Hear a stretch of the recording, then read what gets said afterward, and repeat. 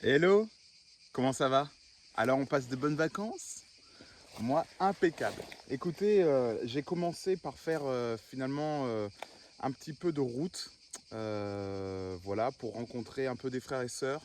Mais j'ai pas encore commencé vraiment le kickstart à proprement dit. J'ai vraiment pris du temps pour passer du temps avec le Seigneur, avec ma famille et pour aller fortifier des frères et sœurs, quelques-uns d'entre vous, voilà, que je devais voir sur la route.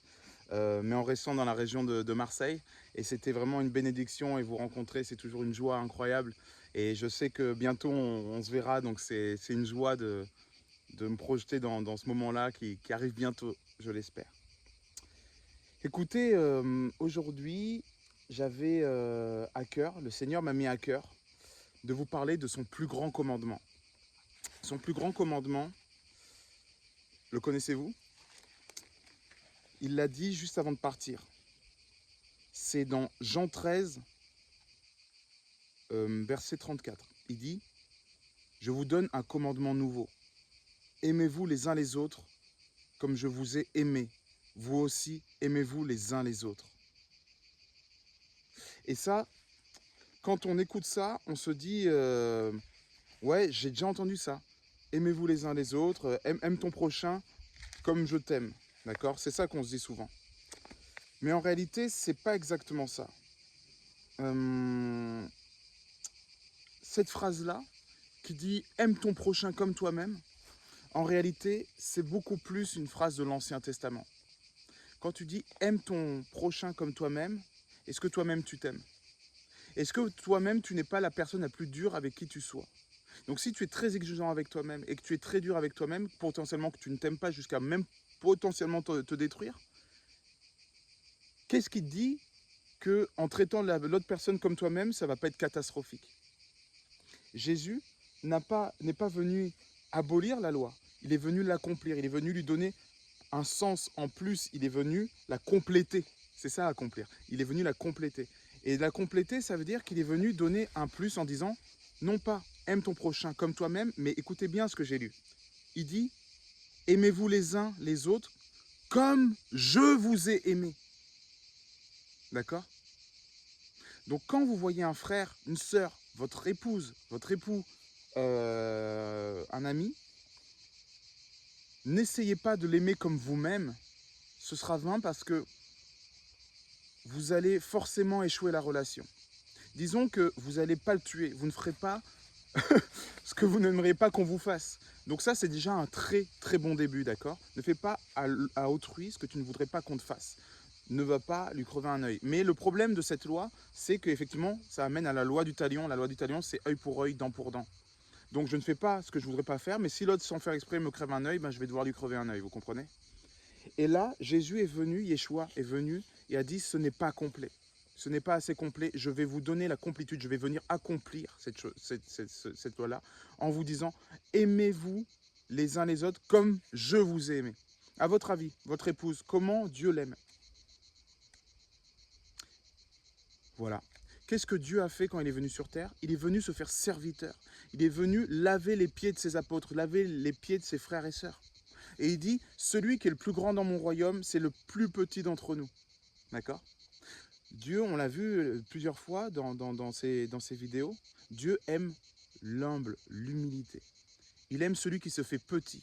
Et il dit que le premier dans mon royaume sera le plus petit d'entre vous. Donc, celui qui sert ses frères et sœurs est le premier d'entre vous. Comme je dis souvent, c'est comme les managers dans un magasin. Un bon manager, c'est un bon patron et un bon serviteur aussi.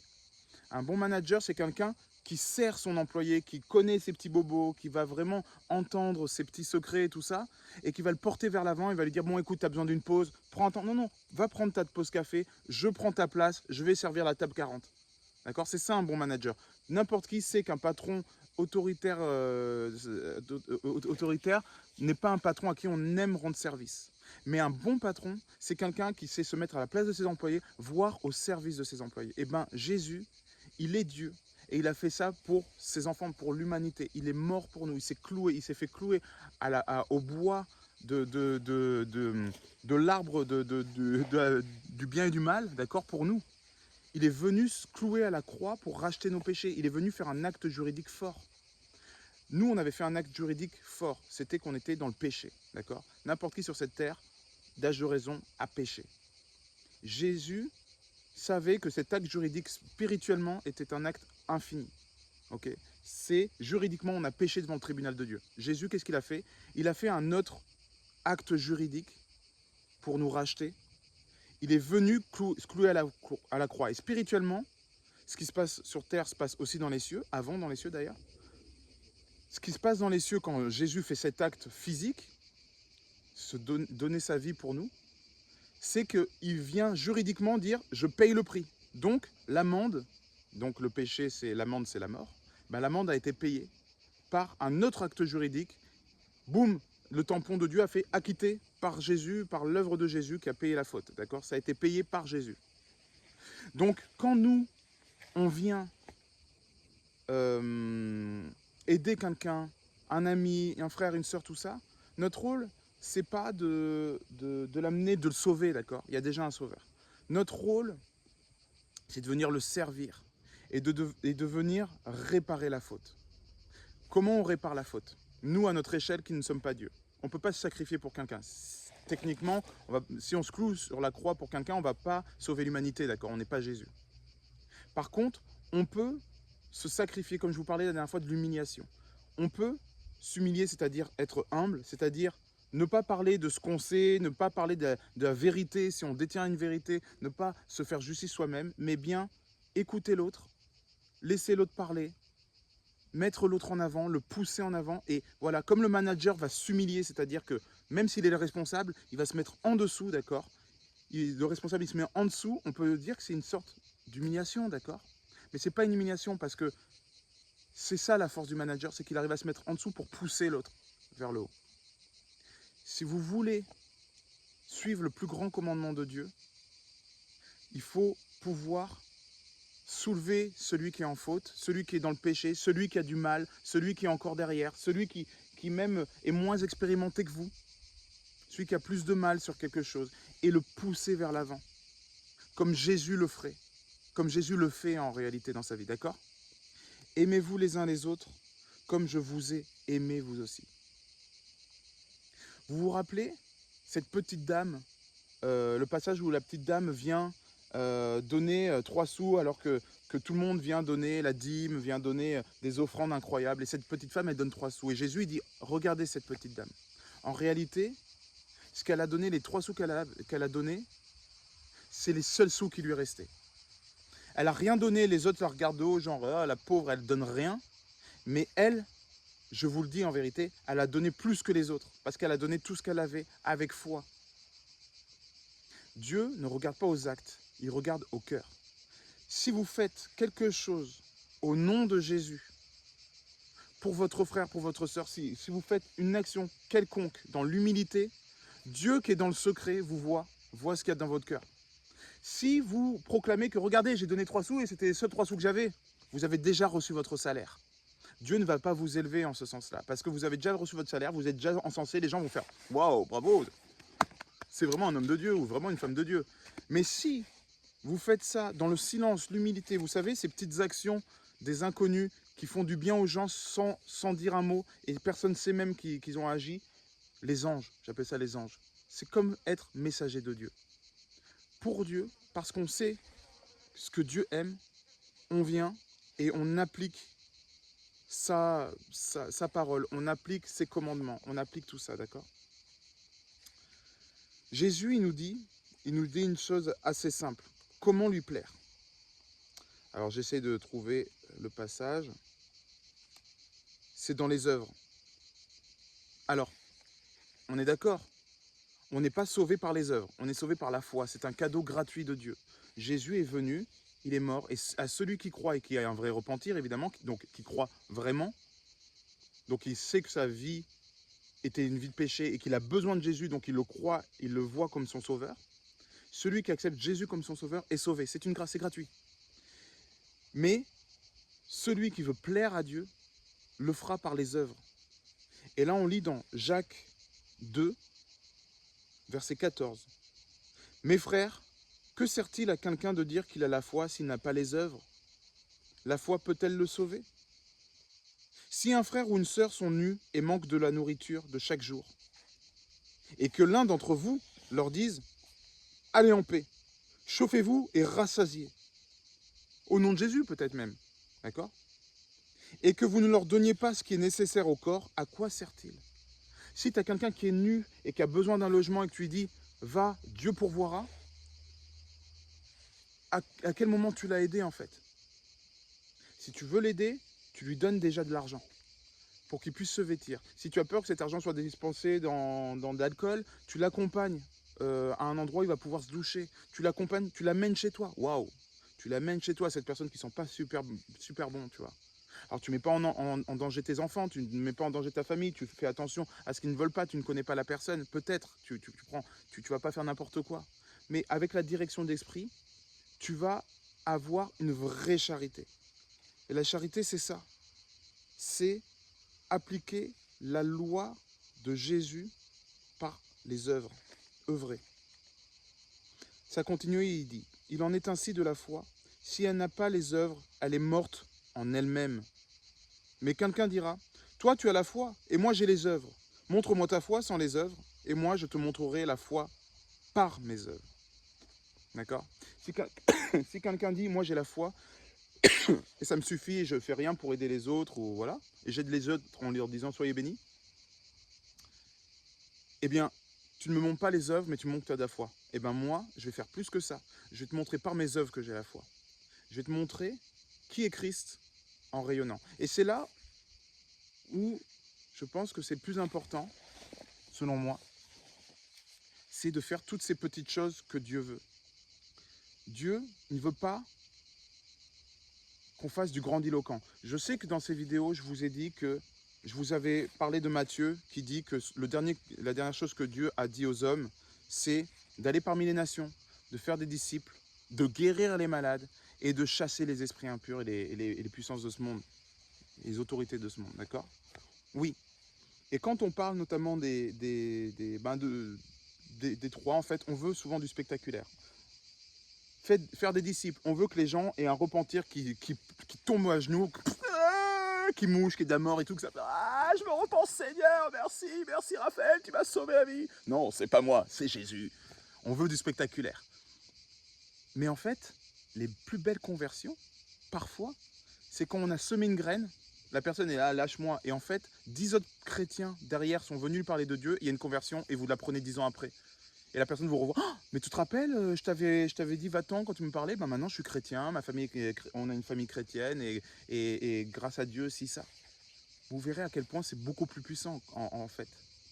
Quand vous avez quelqu'un qui manifeste quelque chose de grandiloquent devant vous, gloire à Dieu, merci Seigneur. C'est un cadeau, un encouragement puissant que Dieu vous envoie. Mais ne cherchez pas le spectaculaire, parce que Dieu voit au cœur. Voyez aussi comme Dieu dans l'humilité, dans les petites choses, dans la vie. Soyez sûrs qu'en manifestant Christ au jour le jour, sans avoir la monnaie de votre pièce, sans avoir le salaire immédiat de vos œuvres, soyez sûrs que vous êtes gagnant, que le Saint-Esprit travaille avec vous. Si vous parlez, vous faites une petite parole, soyez sûrs que Papa est fier de vous et que ce que vous avez fait est très très important pour le royaume. Même si la personne n'a reçu que 5 secondes de message, ces 5 secondes, croyez qu'elle a une puissance magnifique parce que vous avez répandu la parole de vie sur le cœur de cette personne. Vous l'avez oint, vous l'avez béni. Et cette graine que vous avez plantée va peut-être un jour faire de magnifiques fruits. Soyez sûrs de ça, c'est ça la foi, c'est de ne croire en ce qu'on ne voit pas. Œuvrer dans le silence, dans l'humilité, dans l'ombre, le travail de fourmi. Ça, c'est ce qui plaît à Dieu. Les 3 sous de la grand-mère, c'est ça qui plaît à Dieu. Ce n'est pas ceux qui dépensent tout un salaire dans une offrande, d'accord? Ils veulent des actes qui aient une valeur, il veut des actes, qui aient une puissance spirituelle, qui soient un fort témoignage, pas pour vous, mais pour la personne qui reçoit. Quand il est dit, allez parmi tous les disciples, toutes les nations, et faites des disciples, il y a aussi guérir les malades. Oui, guérir les malades, on voit des choses spectaculaires. Je vous ai déjà montré des vidéos, je vous ai témoigné de certaines choses. On a fait venir David Terry sur place. Vous avez expérimenté le Kickstart pour la plupart d'entre vous. Vous avez découvert potentiellement The Last Reformation, etc., etc. Oui, il y a des miracles impressionnants. Des organes qui peuvent être, peut-être régénérés, des cancers qui partent, des paralytiques qui se lèvent, des aveugles qui voient. Oui, oui, oui, Jésus est puissant. Pas nous, on le sait.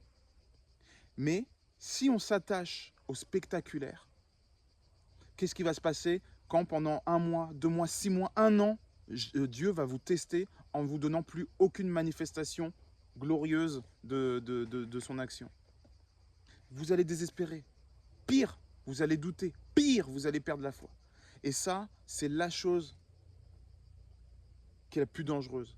Si je dois vous souhaiter une seule chose, je ne vous souhaite pas la santé, je ne vous souhaite même pas l'amour, je vous souhaite de garder la foi. Pourquoi? Parce que c'est cette foi-là qui vous fera passer les portes du paradis, l'éternité. Donc, le but n'est pas d'être heureux sur cette terre, comme nous dit le monde. Le but est de garder la foi, de garder l'objectif, de garder le chemin, de garder la visée vers l'éternité. Ça, c'est le but pour ceux qui ont découvert que Dieu était la vérité, que Jésus était la vérité. D'accord? Mais si on s'attache à des choses qui éblouissent, qui nourrissent la vue, qui nourrissent les sens, qui nourrissent l'orgueil, quand je dis l'orgueil, c'est l'ego, nous ne serons pas nourris spirituellement. C'est soit l'un, soit l'autre. On peut nourrir les deux en même temps, un petit peu, mais il y en aura toujours un qui sera beaucoup plus fourni. C'est-à-dire que si on voit quelque chose de spectaculaire, notre foi fait « wouh », ça c'est sûr. Et si on ne voit pas quelque chose de spectaculaire, notre foi fait « wouh ». Par contre, si on voit quelque chose de spectaculaire, notre foi fait « toum ». Mais si on ne voit pas quelque chose de spectaculaire, mais qu'on se réfère à la parole de Dieu et qu'on dit je crois ce que je ne vois pas, je crois ce que je ne vois pas, je crois ce que je ne vois pas et j'ai foi que Jésus agit puissamment même si ce n'est pas là maintenant techniquement sous mes yeux. Notre foi, peut-être qu'elle va moins haut comme ça, mais par contre elle est plus solide. On crée des fondations très, très solides. Et on parle des fondations qui vont faire que demain, quand vous serez solide comme ça avec une foi vraiment vénère, quand vous arriverez à prier pour une cheville, vous n'aurez pas besoin de 10 prières avant que la personne passe de 10 à 0 à l'échelle de la douleur. Une prière et la personne sera guérie immédiatement. Et vous pourrez passer d'une cheville à des maladies un peu plus costauds, d'accord? Et Jésus vous exaucera. Pourquoi? Parce qu'on le sait. C'est pas la puissance ou le magnétisme ou quoi que ce soit d'autre qui va faire qu'on va chasser les démons, guérir les malades de façon puissante, mais c'est la foi seulement. Et quand les apôtres, les disciples de Jésus sont arrivés et n'ont pas réussi à guérir le petit enfant possédé, et que le papa est venu dire à Yeshua, Seigneur, tes apôtres n'ont pas réussi à le guérir, est-ce que toi tu y arriverais peut-être? Et lui il dit, comment ça? Qu'est-ce qu'il répond tout de suite? Il ne dit pas, ton fils a péché. Il ne dit pas, c'est parce que vous avez des problèmes avec vos ancêtres. Il ne dit pas, c'est parce que vous avez des pendules et des attrape-rêves chez vous. Il ne dit pas, c'est parce que les disciples eux-mêmes sont maudits. Non, non, non. Il dit à ses disciples, hommes de peu de foi, combien de temps encore devrais-je vous supporter? Combien de temps encore faudra-t-il que je vous montre ces choses-là? C'est le béaba. Vous manquez de foi. Alors jeûnez et priez et recevez. Recevez les informations et le Saint-Esprit vous fortifiera. Fortifiez votre foi. Et quand, avec votre foi, vous serez assez solide, là, vous verrez les miracles. Et on sait que si on a vraiment la foi, la parole nous dit qu'on pourrait déplacer des montagnes. Techniquement, j'ai déjà entendu ça. Il y a une personne qui a lu un témoignage, une personne qui a dit mais c'est quoi cette histoire-là, un athée, hein, qui dit tu dis que si on a la foi comme un grain de sénévé, la montagne peut se déplacer. Et il dit bon ok, eh ben j'ai la foi, montagne déplace-toi. Et il disait ça, même pas avec foi, juste par provocation. Le soir même, il y a eu un tremblement de terre, il s'est réveillé en sursaut. Le lendemain, quand le soleil est apparu, la montagne avait disparu. Elle s'était effondrée, elle s'était brisée en deux, elle s'était effondrée.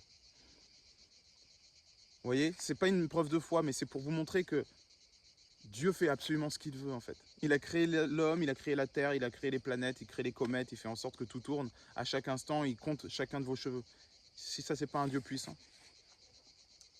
Mais ce que je veux vous dire aussi, c'est que Dieu, il nous pousse vraiment à faire des choses dans les détails.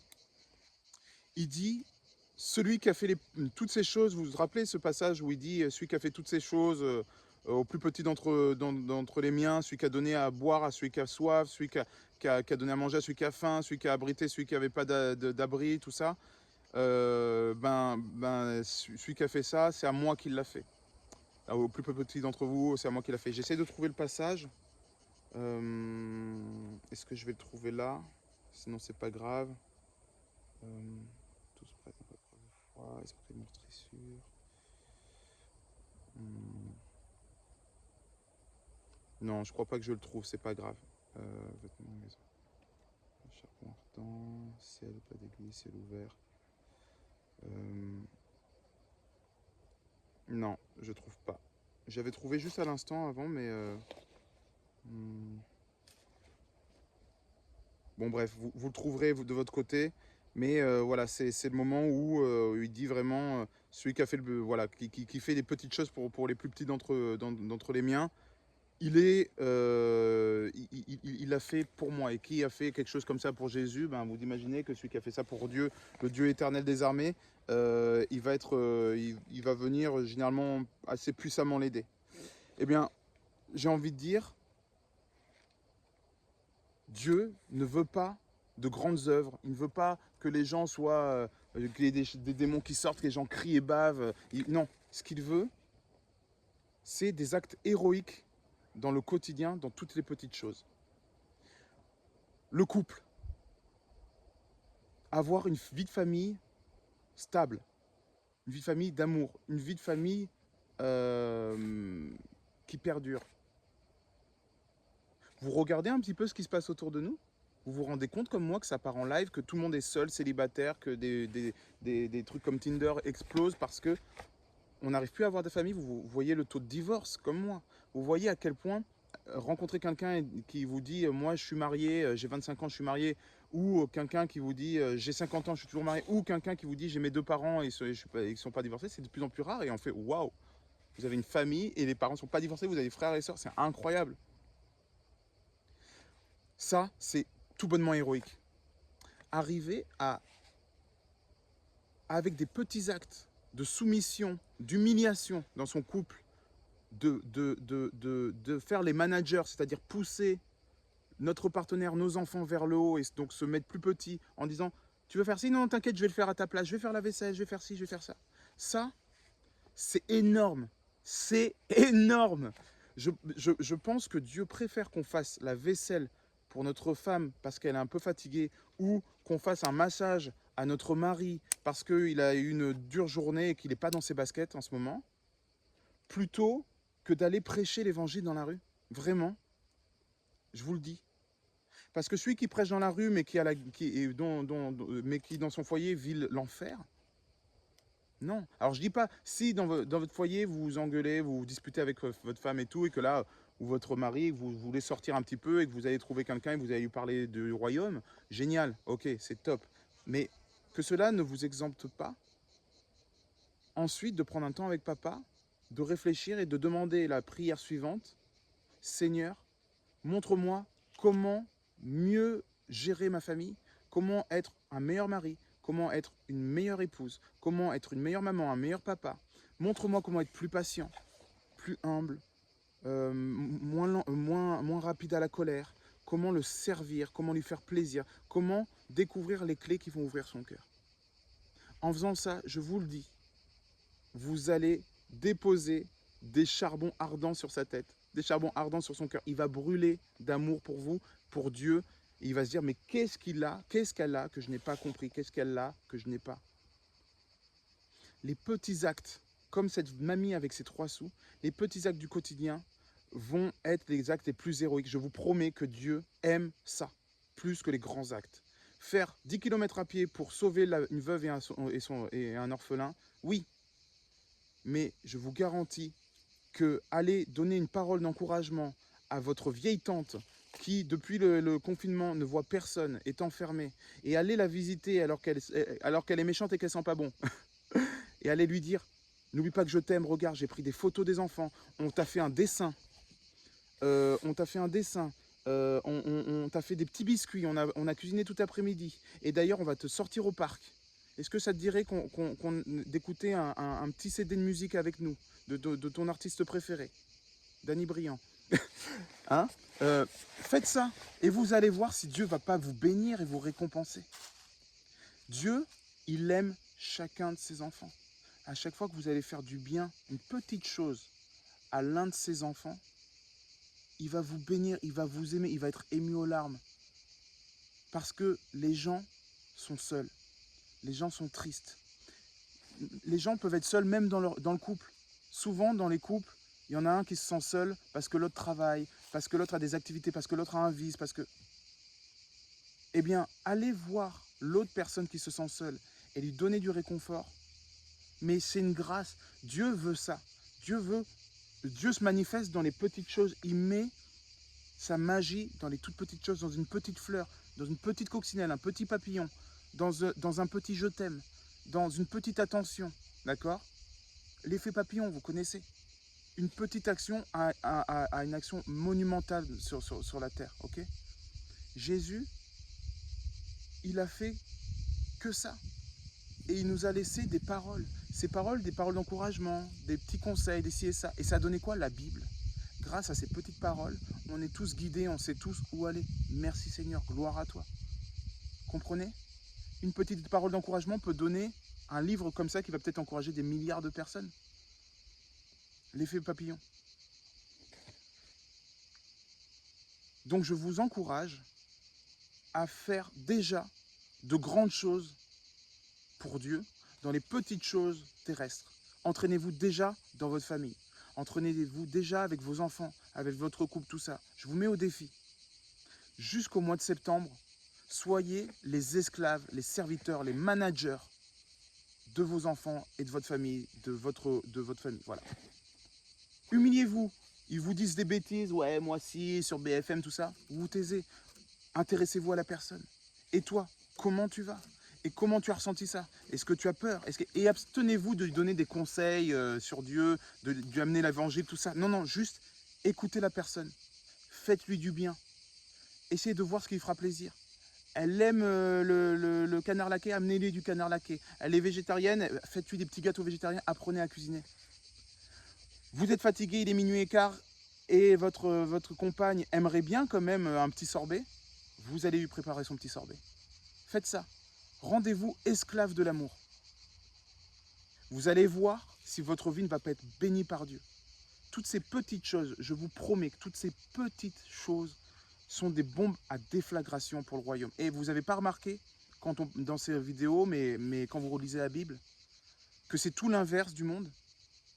Si vous voulez triompher massivement, enfermez-vous dans votre chambre. Si vous voulez triompher massivement, faites des toutes petites choses aux gens que vous aimez, voire aux gens que vous n'aimez pas. Faites ça ensuite pour vos ennemis. Envoyez-lui un texto, envoyez-lui un message, envoyez-lui une boîte de chocolat. Tiens, essayez de faire ça. Elle va sûrement le jeter. Envoyez-lui quand même. Envoyez-lui un message, dites-lui pardon, même si vous n'avez pas à demander pardon, même si ce n'est pas de votre faute. Humiliez-vous. Dieu s'est humilié pour que nous soyons sauvés. Il nous a poussés vers le salut. Vous, si vous vous abaissez devant les hommes, votre ennemi ou votre famille ou n'importe qui, vous allez faire quoi? Vous allez les monter vers le royaume. À un moment donné, que ce soit face à vous ou dans leur propre vie, ils vont se poser la question, mais qu'est-ce qu'il a compris que je n'ai pas compris pour être aussi généreux? Qu'est-ce qui fait que lui, il est comme ça et que moi, je n'arrive pas à être comme ça?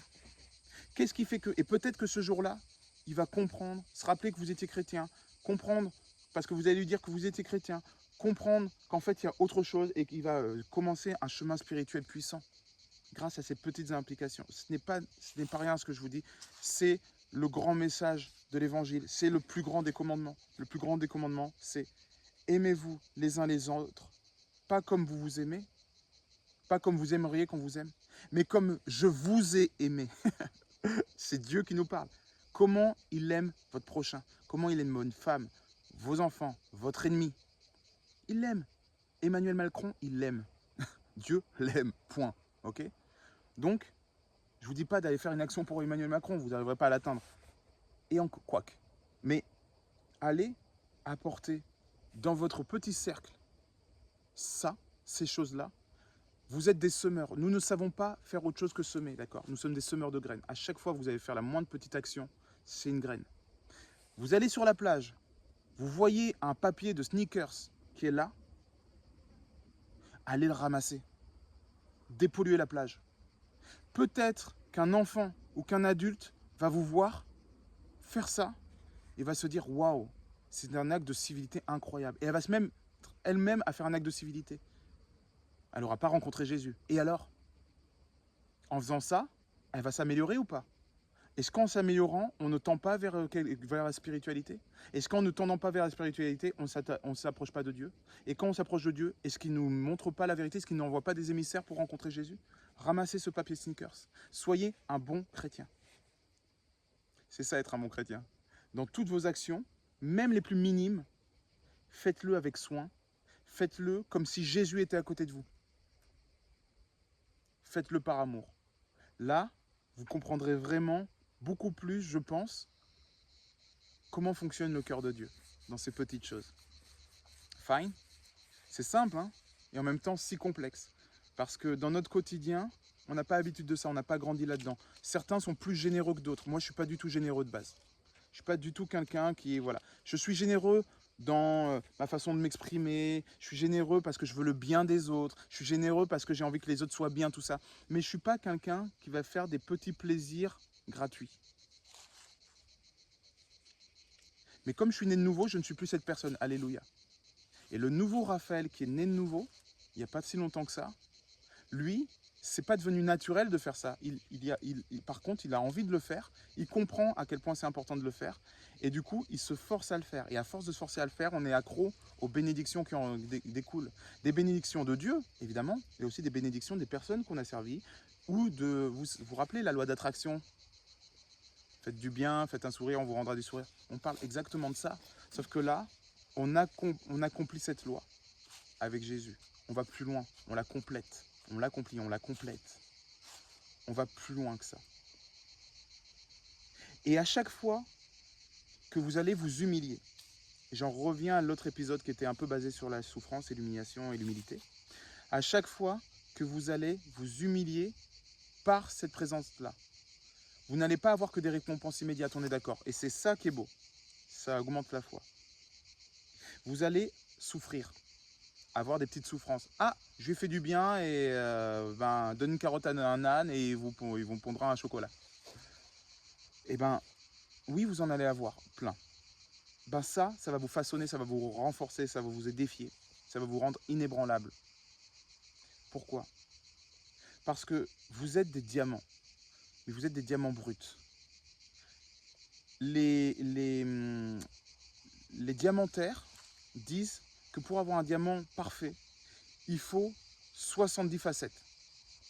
Ça veut dire qu'il faut qu'on ait tapé suffisamment de fois sur la tranche, qu'on ait cassé ce caillou, d'accord? Il faut qu'on taille la pierre pour qu'elle donne sa splendeur de diamant. Sinon, c'est un caillou. Hein.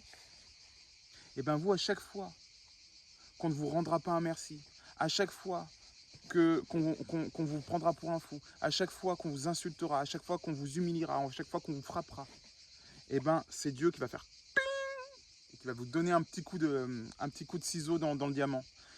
Et on dit qu'il faut savoir pardonner 77 fois 7 fois.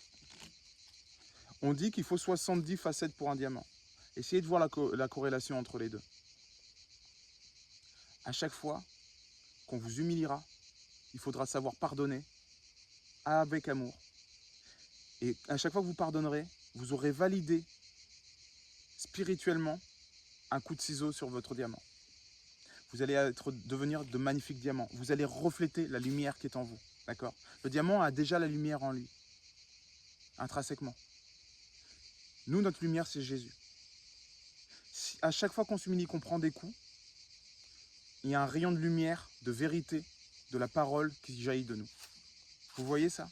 Moïse, quand il est descendu de la montagne avec les tables de loi, on dit que son visage rayonnait. Pareil pour l'ascension de Jésus.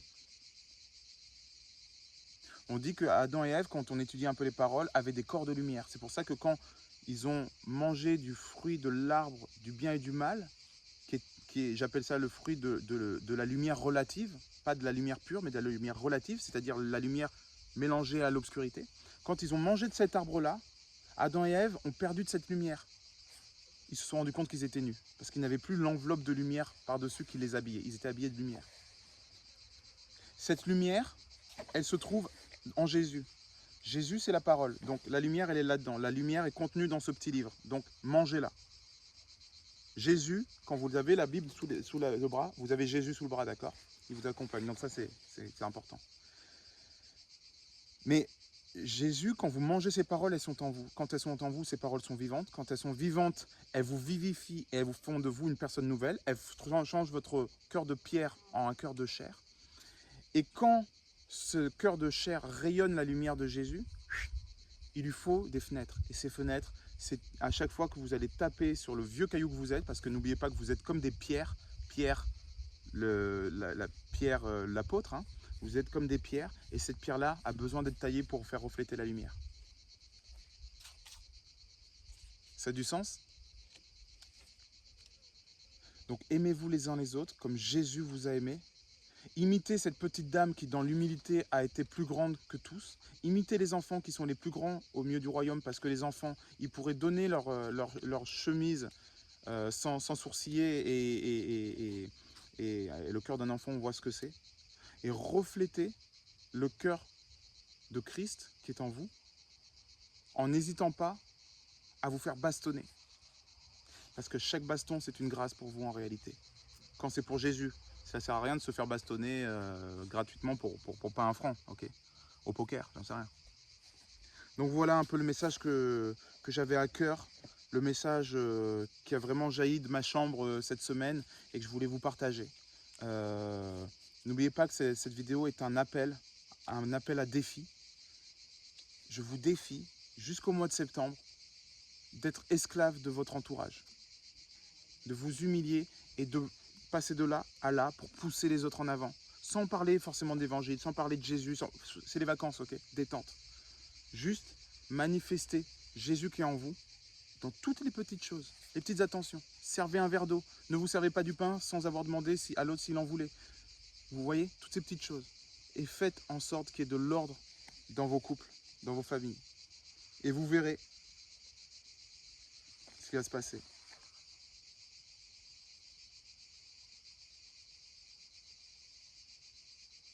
C'est bon? J'aimerais prier avec vous. Si vous voulez prier, vous pouvez fermer les yeux, vous pouvez, voilà, ou vous pouvez mettre pause, ou voilà, et revenir là-dessus. Merci Seigneur. Merci Seigneur parce qu'aujourd'hui, je crois que tu te manifestes dans tous les détails, car tu nous as montré que l'humilité était ce qui plaisait le plus à ton divin cœur. Alors Seigneur, aide-nous à être humbles. Aide-nous à nous faire petits pour les nôtres, petits devant nos ennemis, et de considérer l'autre comme s'il était plus important que nous. Donne-nous cette humilité, Seigneur. Donne-nous la puissance de tes commandements. Donne-nous l'intelligence pour comprendre ce qui est dans ta parole. Donne-nous l'intelligence pour comprendre les petits secrets, pour pouvoir laisser jaillir la lumière de ton évangile. Et permets-nous de refléter qui tu es. Donne-nous la force de le faire. Saint-Esprit, remplis-nous. Remplis-nous complètement et guide-nous dans ces jours à venir, afin que nous puissions nous édifier en t'édifiant et en apportant ton royaume dans toutes les petites choses subtiles et discrètes que le monde ne voit pas, mais que ton divin cœur regarde et dont il se délecte. Merci Seigneur de nous faire grandir, car dans toutes ces petites choses, nous savons que tu fais de nous des guerriers puissants de lumière pour ton royaume. Nous savons que ta force et que notre force se trouvent dans les petites choses, dans les valeurs, dans l'amour. Alors Seigneur, comme tu l'as dit, que nous devons nous aimer comme tu nous as aimés. Aide-nous à aimer notre prochain comme tu nous as aimés, Seigneur. Aide-nous à prendre position. Aide-nous à être complètement et parfaitement conscients de ce que cela représente. et d'avoir la force de nous rendre humbles pour toi, Seigneur. Seigneur, aide-moi à être plus présent avec toi. Aide-moi à me réfugier dans ma chambre. Aide-moi à comprendre tes secrets. Aide-moi à être un bon disciple. Gloire à toi, Seigneur. Je t'adore, je te loue. Toi, Yeshua, notre Sauveur et Seigneur. Gloire soit faite à toi pour l'éternité, pour les siècles et les siècles. Amen. Je vous embrasse fort. Je vous remercie pour cette prière. Je prie donc pour vous. N'hésitez pas à prier pour moi. Et priez pour tous ceux qui sont autour de vous, dans vos maisons. Priez pour vos ennemis. Priez pour que la situation en France fasse beaucoup de disciples et que le royaume de Dieu vienne le plus vite possible sur cette terre. Amour, courage en ces temps merveilleux. Bonnes vacances et on se voit la semaine prochaine. Ciao. Et oui, aussi, mercredi, il y a le live sur Telegram, donc sur la lettre TAV, le live avec Sandrine. C'était encore plus puissant la semaine dernière. Je vous encourage à être là, je serai là aussi.